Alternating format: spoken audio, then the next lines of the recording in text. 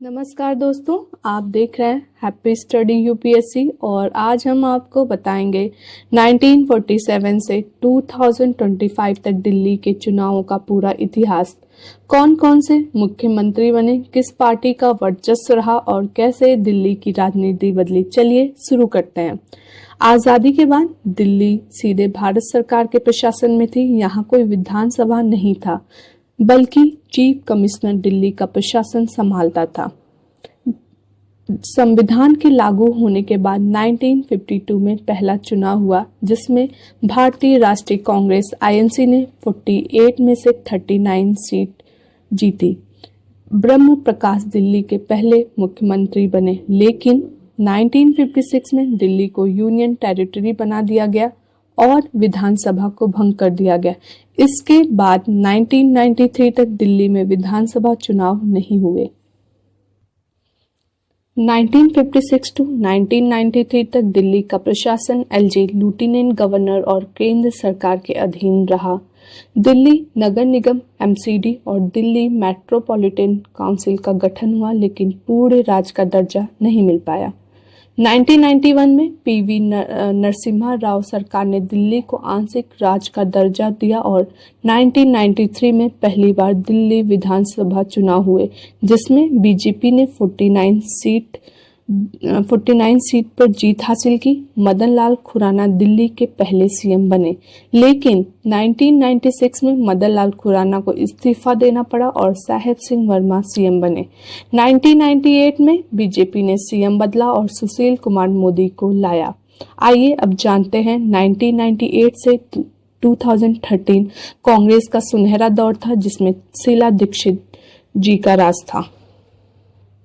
1998 में हुए चुनाव में कांग्रेस ने 52 सीट जीती और शीला दीक्षित सीएम बने। शीला दीक्षित लगातार 3 बार 1998 में, 2003 एंड 2008 में सीएम बनी और 15 साल तक लगातार दिल्ली की सत्ता संभाली। दिल्ली में मेट्रो, फ्लाईओवर, महिलाओं के लिए पिंक बसेस और शिक्षा क्षेत्र में बड़ा ही सुधार किया। आइए जानते हैं अब अरविंद केजरीवाल के 2013 से 2025 तक के राजनीतिक सफर, जिसमें उनकी उपलब्धियां, चुनौतियां और हालिया चुनाव परिणाम क्या था। अरविंद केजरीवाल ने 2013 में आम आदमी पार्टी का नेतृत्व करते हुए दिल्ली विधानसभा चुनाव में हिस्सा लिया और नई दिल्ली सीट से तत्कालीन मुख्यमंत्री शीला दीक्षित को हराया। आपने 28 सीट जीती और कांग्रेस के समर्थन से सरकार बनाई। हालांकि 48 दिनों में बाद जन लोकपाल विधेयक पारित न होने के कारण केजरीवाल ने इस्तीफा दे दिया। फिर उसके बाद 2015 प्रचंड बहुमत और दूसरी पारी थी अरविंद केजरीवाल जी की।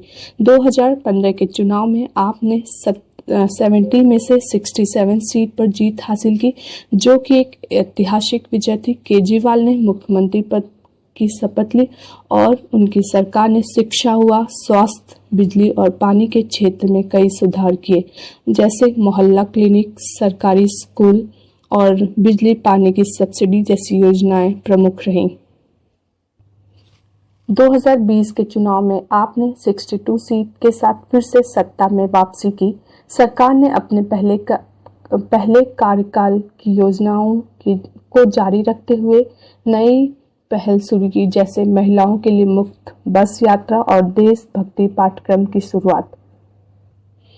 इस अवधि में केजरीवाल सरकार को कई चुनौतियों का सामना भी करना पड़ा, जैसे शराब नीति विवाद। नई शराब नीति को लेकर सरकार पर भ्रष्टाचार के आरोप लगे, जिससे उनकी छवि को नुकसान पहुंचा। विपक्ष का विरोध, विपक्ष दलों ने सरकार की नीतियों और कार्य पर लगातार सवाल उठाए, जिससे राजनीतिक तनाव भी बढ़े। आइए जानते हैं 2025 के विधानसभा चुनाव की चर्चा। 2025 के विधानसभा चुनाव में आपको बहुत बड़ा झटका लगा है। अरविंद केजरीवाल नई दिल्ली सीट से बीजेपी के प्रवेश वर्मा से हार गए।